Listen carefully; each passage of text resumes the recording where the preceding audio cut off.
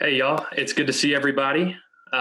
Before we get going, I know Griff wants to open up with some remarks, and then we'll turn it over to questions. So now that it's 2 o'clock, we'll go ahead and get started with Griff. Hey, everybody. Thanks so much for joining us on such short notice. Kind of exciting, frankly, to get to see some of you. It's an interesting time for us. Obviously, the practice facility opened today for our players in a very limited fashion. The league has some very restrictive protocols they've put in place because our number one concern, obviously, is the health and wellness of our players and their families. And so we're doing what we can to ensure that those guidelines are met. Aaron Nelson, who has been in charge of the process here, has done an amazing job in the building of putting everything in place, and the standards that we want to uphold from a cleanliness standpoint are almost overwhelming. So I think what he and his team have done have really set the stage for us to have a very good run this week, and I know the players are looking forward to it and enjoyed the time they had today. So with that, I'll open it up to any questions you may have. Hey, Griff. Christian Clark here. Can you just tell us a little bit about just the process of getting the practice facility equipped for these guys to come in and work out has been like? The process of getting the building ready? Yes. Yeah, so again, Aaron Nelson and his team have really headed that. The NBA require that you have something they're calling a hygiene officer who's in charge of the building from a preparedness standpoint. Aaron has been that point person for us. We've worked pretty closely with our building management team here as well. Terry and their guys have been great about getting the place ready for us. But it's set up in a way that is really unique. And I think every practice facility around the league is going to look very, very similar at this time as they open, because the league has been really clear about the protocols that they have in place. Everybody takes a temperature when they walk in. Everybody fills out a symptoms checklist when they come in. It's all done in a very professional way, but it's all done in conjunction with the CDC and public health officials that the NBA has been working with throughout this process. They've given us guidelines that we have to follow, and Aaron and his team have been the ones to implement them. But we've got tape and arrows on the floor telling guys where they can go and can't go, and the building is very, very sanitary at this point, but it's also mostly off limits. So we're going to use 2 baskets. 1 player per basket. Then we can have 1 person in the training room at a time working out. In the weight room working out. And then we can have 1 person in the training room. Everyone that is working with those players has masks and gloves on. The players themselves are supposed to wear masks when they're not exercising on the floor. They're supposed to wear masks as they move about the building. So there's been a lot put in place from that standpoint that we've never seen before, and Aaron and his team deserve a lot of credit for making it happen. David, do you have how confident are you that it's going to get going, and if it does, any idea what that may look like? Could you ask that question again? I'm sorry.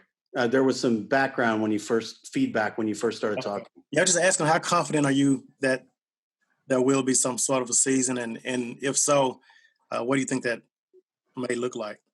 Well, I mean, if I have confidence, it's just relying on the fact that I know Adam Silver and his team at the league have been very clear in every call we've been on. We want to come back and play basketball as soon as it's healthy to do so.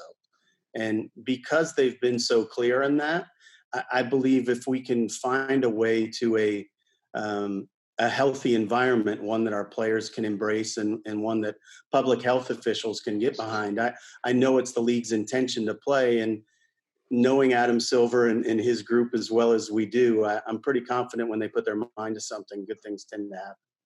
Hey, David, you referenced the 4 players at one time. How many of your players are here, and has it been hard getting a schedule because of maybe how many of them want to show up and work out? And has that been an easy situation, or has it been difficult? And are you going to bring guys back, or are you going to tell them stay where they are if they've already left the state? Well, one thing that the league did, and they were really clear when they put the protocols in place for returning to the building, is this is entirely mandatory. We can't lean on anyone to be here.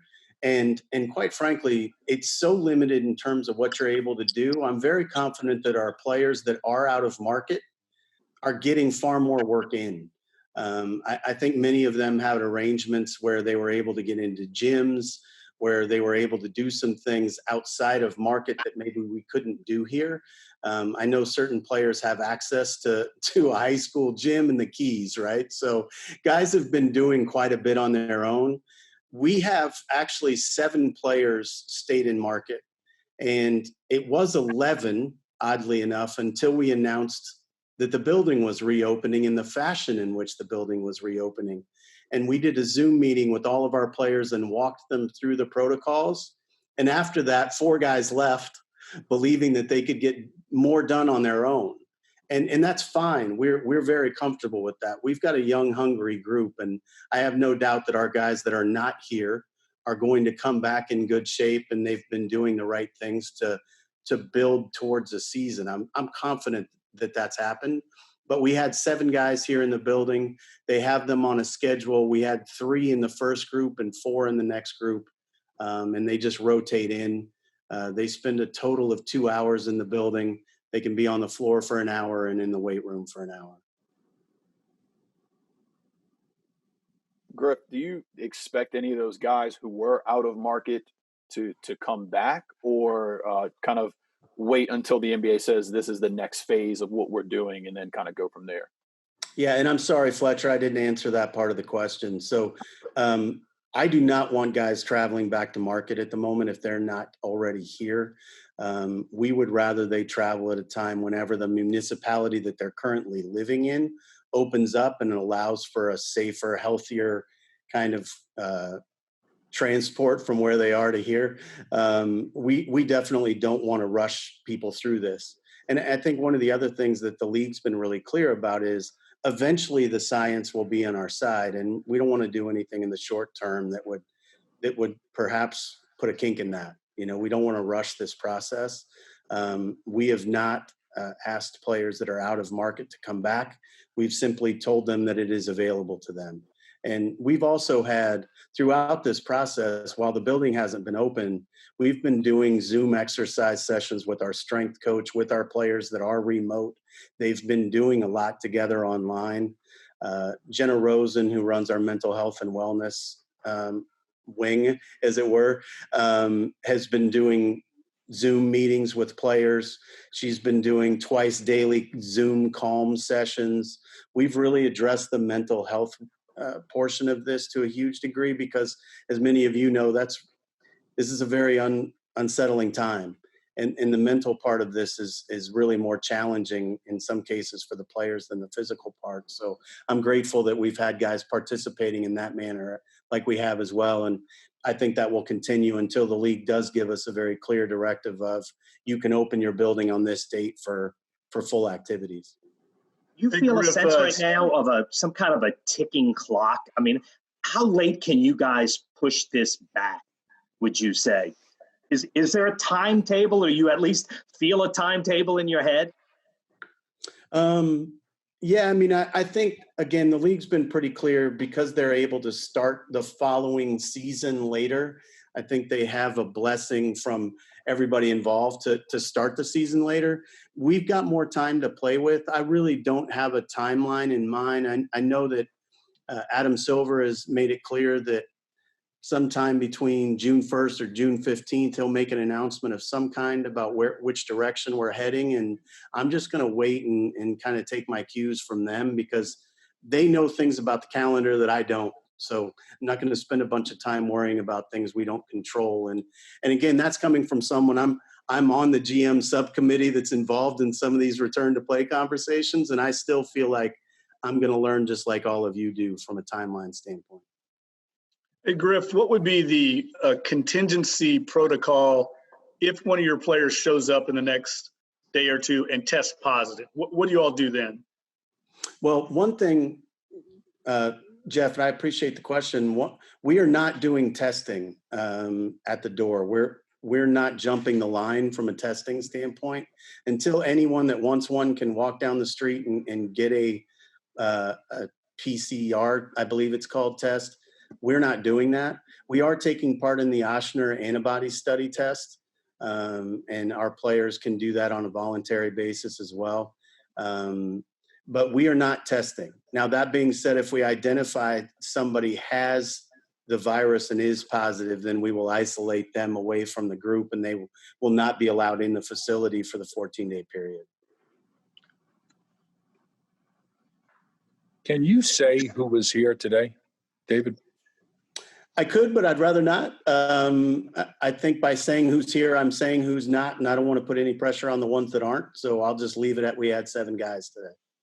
How concerned are you about a season coming back, but maybe not all 18 games left being played, and you guys kind of, you were on a roll, certainly right there, and with a chance to get into the playoffs, and then maybe not have that happen because you just ran out of games? Yeah, so I'll feel blessed to be part of anything that happens moving forward. I think we have a lot of reason to be optimistic, and we feel like we have a very bright future. If they give us a condensed number of games to play out, and hopefully we can find a way to capture a playoff spot, that would be great. We want to play meaningful games, and if we could be put in that position, we'd be grateful. I think it will be difficult for the league to have us come back into the facility and get ready for, let's call it a month, to get physically ready, and then play only a week or 2 weeks of games. So I think unless they're able to give us a full schedule, they won't have us come back. And so I would anticipate that if we come back, there'll be enough games for us to do some damage in. And I think, honestly, the thing that's the most disappointing is whatever happens now, the schedule won't be the same as what we had in front of us. And the softest part of our schedule was in front of us. It wasn't just that we had 18 games to try to earn a playoff spot in. It's that we had the 18 games that were going to be the easiest schedule strength against in the NBA during that period of time. And our schedule previously was so front-loaded in terms of difficulty of schedule. Many of you have heard me say that December 18th, we had played the most games in the NBA, or rather had the most games in the NBA lost due to injury, and we had played the hardest schedule in the league against. And that's really, really difficult when your schedule is front-loaded like it was. So one thing that will be when we come back, we know we will lose the benefit of that kind of schedule. So we're going to have to earn a playoff spot against a schedule that will probably, in most cases, or in all likelihood rather, be more difficult than the one we were going to play. So we're certainly going to get meaningful games, and I think we'll get them against tougher opponents than maybe we had left on the schedule. So it's also interesting, as many of you know, we had 7 games of those 18 left against the teams that we were directly in competition with for the playoff spot. We had 2 against Memphis left. I think we had 3 with San Antonio. We had 2 with Sacramento. So we were going to get to play all those teams right around us. And so in that sense, we feel like we lost an opportunity. But again, we'll just be grateful to take part in anything moving forward because our young kids need that challenge of meaningful games.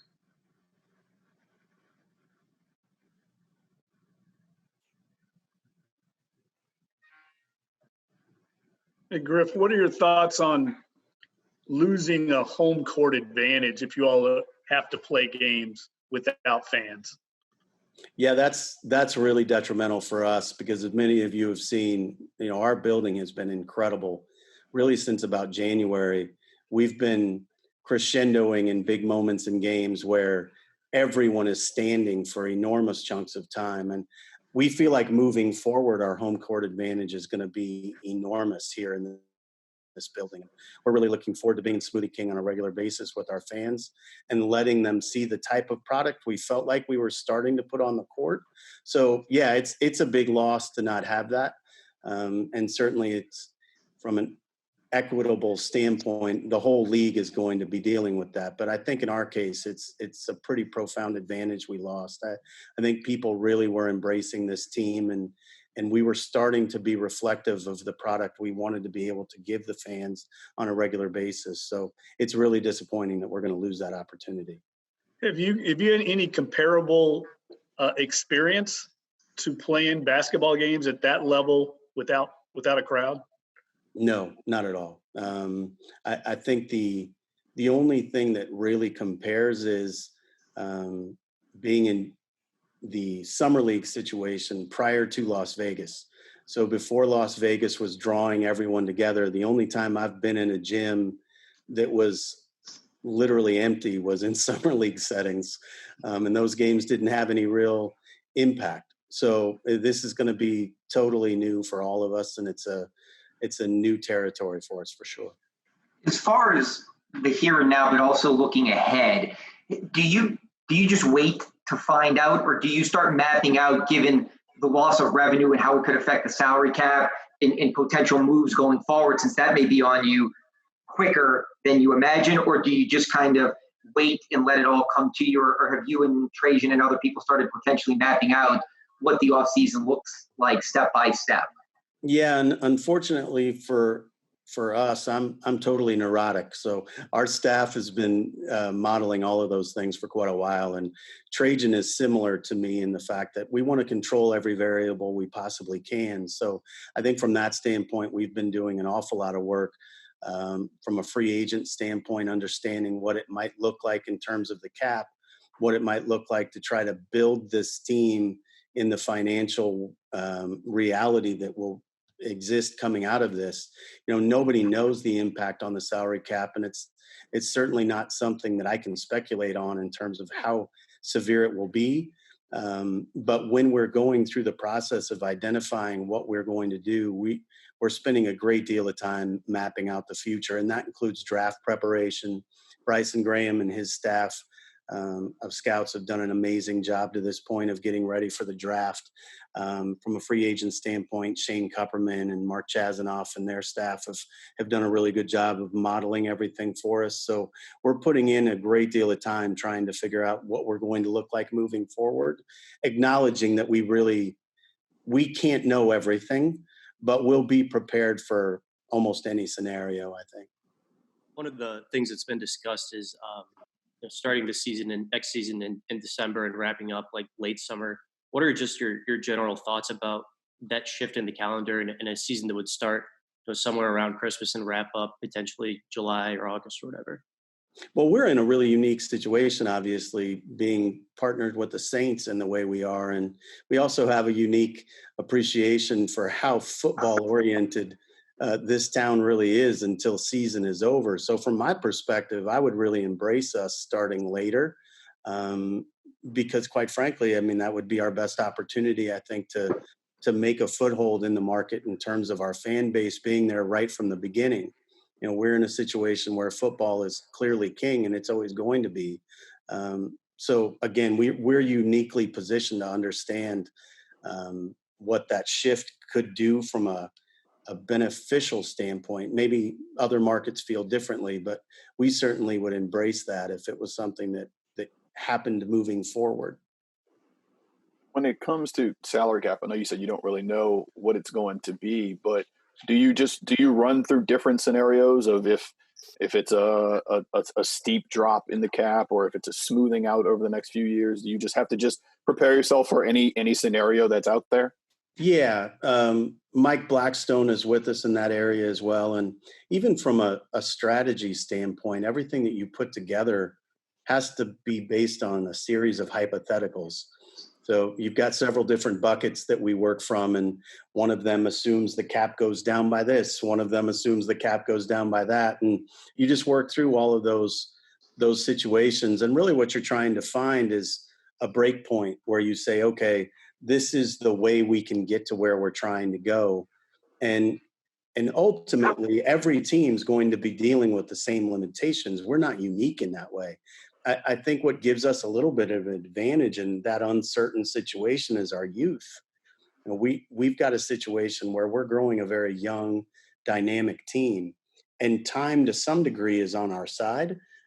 So what we really need to do is keep the young group together as much as possible. And from a salary cap standpoint, because many of our key players are on rookie scale, we're less dependent upon the cap going down than teams that are built around veterans and free agents on an ongoing basis. Obviously, we have some very important people to sign and to re-sign, but we have vehicles to do that.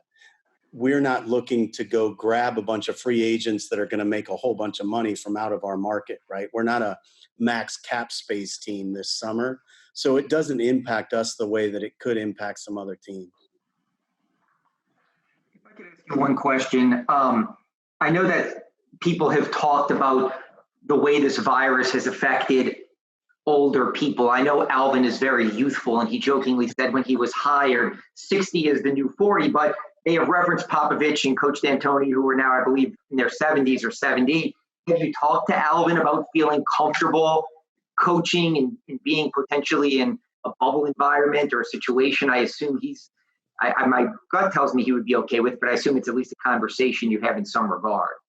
Well, and Alvin's somebody who he's on the competition committee and is very much involved with the Coaches Association, and I'm sure they're having those dialogues on a regular basis. I have not talked to Alvin specifically about his comfort level with the pod by way of example, but we talk often, and he's shared with me he understands the risk and really would like to coach in any environment, and obviously I appreciate that, but that's not something we've dealt in any great detail with. And interestingly, we also have Jeff Bizdelic on our staff, who's 67. So this could impact us depending on what the league comes out with from a protocol standpoint. You know, one thing that every team in the league is doing is putting together essential staff for playing games and what that might look like. And essential staff meaning player health and wellness being at a premium. So there are many of us that have traveled throughout the year that no matter what happens moving forward, you know, I am not essential to player health and wellness. So there's going to be a lot of decisions that have to be made that are going to be very difficult. And I think we're going to have to work through those when we know what it looks like. David, I'm sorry if this has already been asked, but did you watch the MJ doc, and what were your takeaways of that whole documentary, if you did?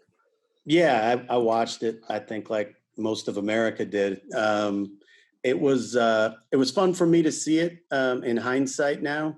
I was with the Phoenix Suns for a portion of for all of the second three-peat, and started immediately after the end of the first three-peat. So the Suns had just played the Bulls in the finals a month before I started with the Suns organization.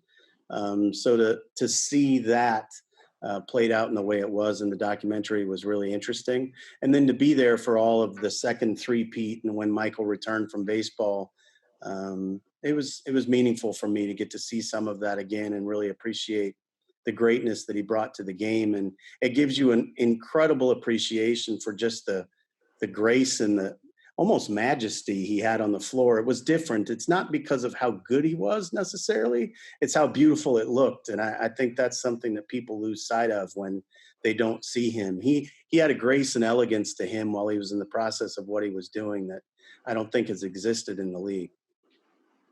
Are you comfortable with the satellite concept?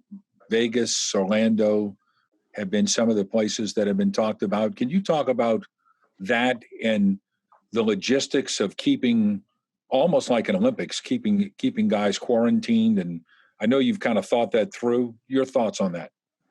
Yeah, so the league, when they get together and we talk about these things, we've talked about these types of scenarios. They haven't ruled anything out, but they also haven't shared that anything is more likely than anything else. So right now we're going about our business assuming that we're going to play games in our own buildings without fans. And that's the assumption that I'm going to work under until the league tells me something different. We've kicked around every hypothetical, but until they tell us what it's going to look like, I really don't even want to get into my particular feeling one way or the other, because my opinion of it's not important. Hey, Griff, in particular on Zion, because of his unique situation, coming off of a surgery, was just getting back into shape. I know you all were monitoring his minutes. How have y'all handled his situation, Aaron and his staff, because you all lost a little momentum there in his comeback? Well, we were fortunate. The league made a decision when they closed the buildings that players that had urgent need of rehab protocols could still use the facility and go through rehab. We've had Zion and Kenrich rehabbing in the building throughout this period of time. They're able to do a lot of the things that they needed to do from a strength and conditioning pliability standpoint.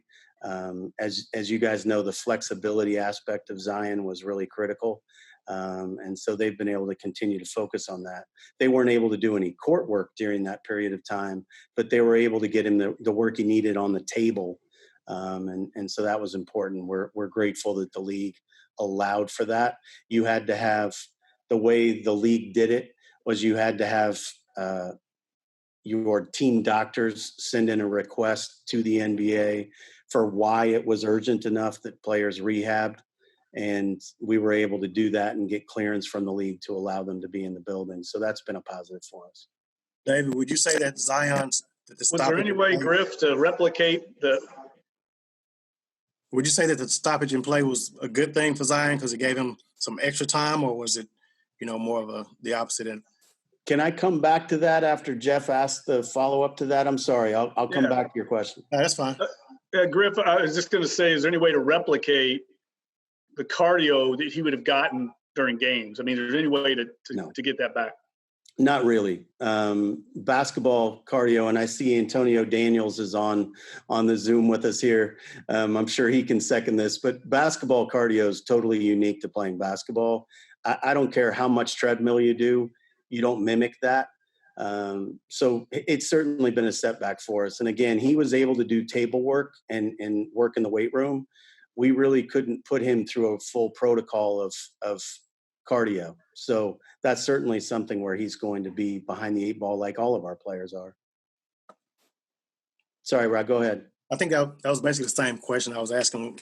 Did the stoppage in play, did that help Zion out, or if that well, I think it potentially helped Kenrich Williams out the most. Kenrich, as you guys know, was dealing with a back issue, and this time has been really, really good for him.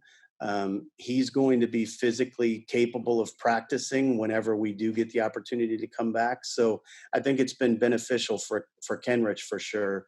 Relative to Zion, I think like all of our players, it was a setback for him from a conditioning standpoint, but just buying more time for K-Rich to get healthy probably helped us as a team.